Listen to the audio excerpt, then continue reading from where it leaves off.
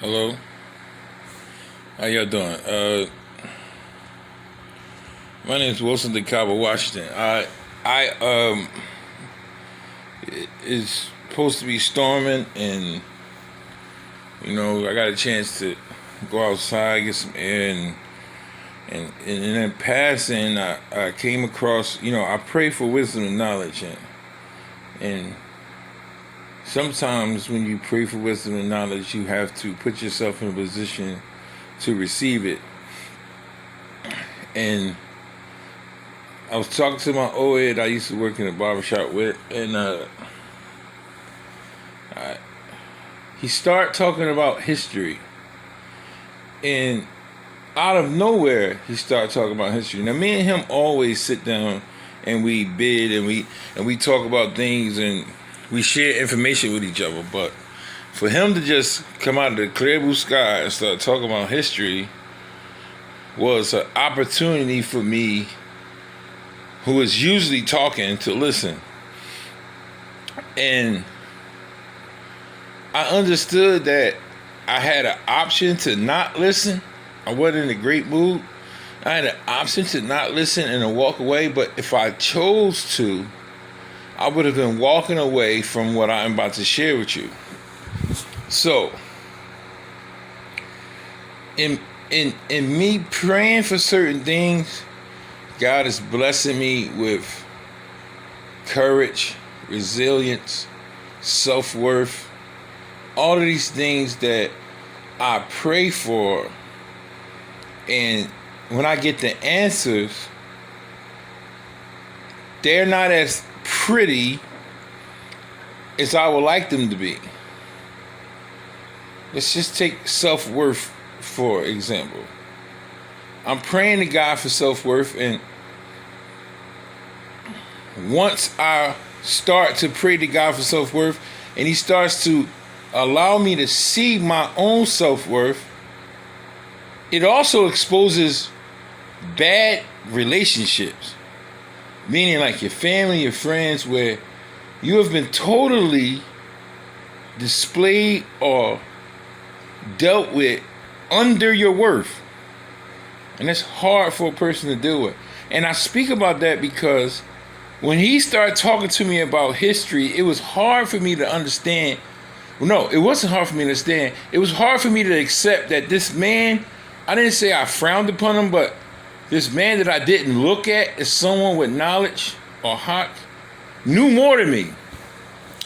And then on top of him knowing more than me, he gave me some very uncomfortable information about history that in my understanding of it, and going to school and letting someone put a book or something in front of my face and tell me that it was the truth without doing my own research, came to realize that I had no real understanding of history outside what I was mentally brainwashed into believing or thinking. And me being the person that I am, I second guessed him and went and looked and got smacked in the face because what he was saying was actually told by the people who the information transgressed against. Meaning, like, he told me some history about the Caucasian. He told me some history about Cain, well, it's named after Cain, the brother who in the Bible was accused of, may God forgive me for that, take away, killing his brother. And I didn't even know the place was named after him, right? But he told me about how us as people blame people for things that we allowed them to do and actually had a hand in. And the first thing I said is, oh man, this Uncle Tom ass nigga talking about black people had something to do with slavery. And then I realized that I, my own self, said to another person, just not in depth, like, I wonder how some white men on a boat went to Africa in the middle of the jungle with lions, animals, snakes, poison, insects, frogs, crocodiles. Nomad got to the middle of the jungle and happened to get all these slaves on a ship without any type of help. And it hit me like, damn. I can't even go to Africa right now without getting shots. A passport, immunity, a guide, what to eat, what not to eat. And it's 2020.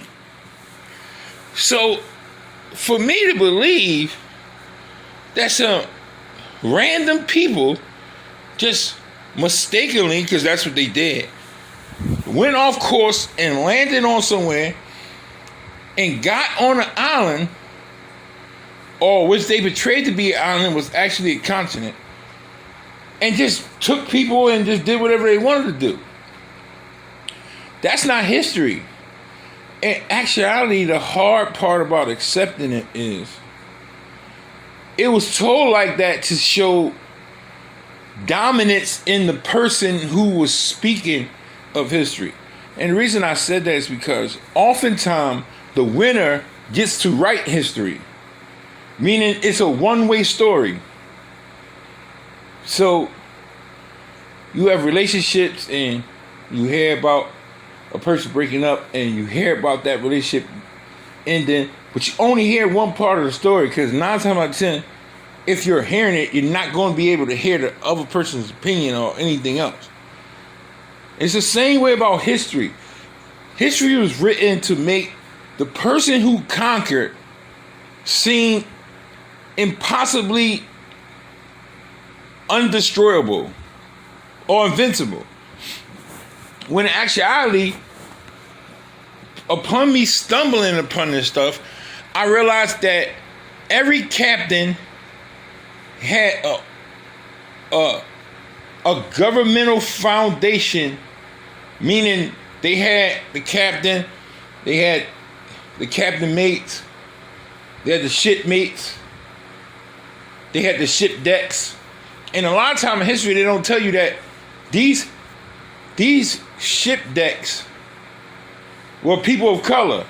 And because the Caucasian was seen as a threat to people that wasn't based upon his coloring, he oftentimes, when he discovered new land, would send the lowest form on the boat, which was the shipmates, who were the darker ones, to go and negotiate with the people so that they can come on land. So basically, the only way they got on land was to get the dark skin or the darker skin of them through captive or through mixed breeding. And what they would do is they would send them out and they would negotiate, and then they would come and say, we come in peace, and they would trade things that island necessarily didn't happen to make it appear to be something that was of value or wow. And they will often say, take me to your leader. And the reason they say take me to your leader, because they bypassed everyone who was conquered, and it got right to the root of the person who was in power. So what am I saying? What is the purpose of the transliteration of what I'm saying? What I'm saying is I'm blaming people, white people, whatever, for something that I am necessarily responsible before, because I am only responsible for my place in anything based upon my own placement there, putting myself there. And it's no one else's fault or no one else's responsibility for me to be in an unslaved situation or place without it being my fault voluntarily to be in that situation. So us as black people, we accent our enemy to feed us, which is absolutely fucking ridiculous. If I broke up with my baby mom or my girlfriend, the last person on earth I will ask to make me a meal is someone who is angry at me. Think about that. Someone is angry at me, and in that anger makes me something to eat. What's the odds of it not being something not good for me? So we're asking white people to help us get out of a situation that we ourselves put us in. And recognizing or establishing that these people are our enemies. And we are expecting our enemies to get us out of the situation they put us in. Which is retarded. We ain't gonna get no help till we help ourselves. Period. We're not gonna change as a community. The community start doing shit on their own without waiting for a handout or somebody to do some shit for you or somebody to give you an answer to something. It's not going to happen. No one is going to help you conquer them. No one.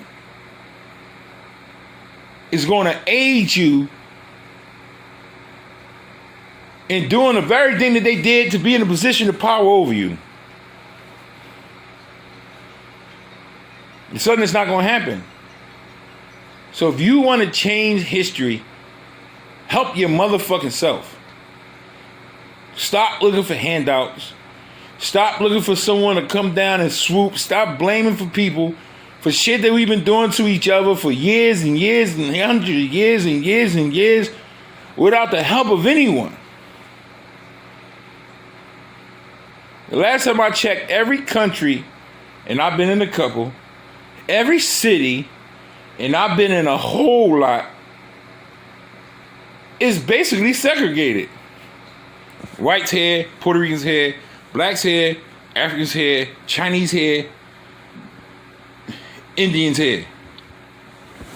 So how the hell can you keep blaming somebody that ain't even involved in your environment? And these were things that I had to deal with difficultly because the person who was telling me this, I actually was viewing as an Uncle Tom when in reality, I've been trained and taught by the real Uncle Tom. And I took everything that these people have said as truth without doing any research myself.